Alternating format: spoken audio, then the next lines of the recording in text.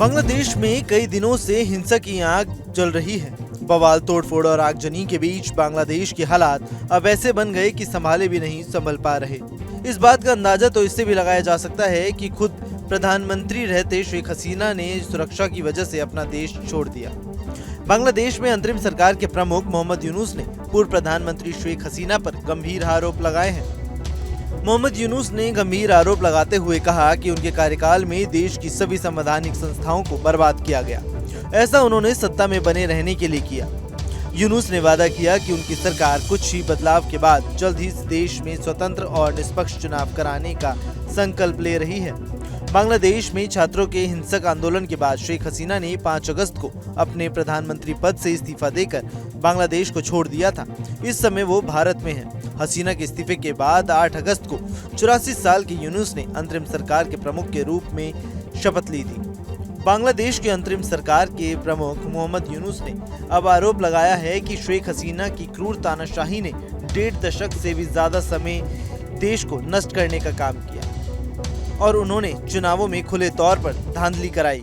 शेख हसीना के इस्तीफे और उनके भारत भागने के बाद अंतरिम सरकार के मुख्य सलाहकार के रूप में कार्यभार संभालने के 10 दिन बाद यूनुस ने पहली बार ढाका में विदेशी राजनयिकों को संबोधित किया। 84 साल के यूनुस ने पुनर्निर्माण के लिए अंतर्राष्ट्रीय समुदाय से समर्थन मांगा है।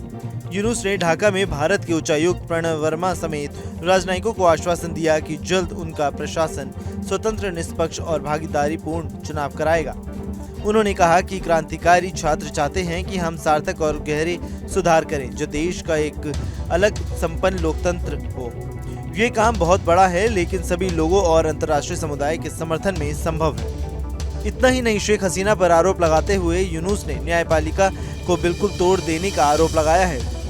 यूनुस का दावा है कि जल्द ही देश में स्वतंत्र और निष्पक्ष चुनाव कराए जाएंगे जो देश में एक नए बदलाव की तरफ होंगे। यूनुस ने कहा कि उन्हें एक ऐसा देश मिला है जो शेख हसीना की क्रूर तानाशाही के बाद कई मायनों में बर्बाद हो चुका है। यूनुस के इस आरोपों के बाद अब देखना होगा कि बांग्लादेश की सियासत में क्या कुछ नया मोड़ आता है। Bureau report, news nation.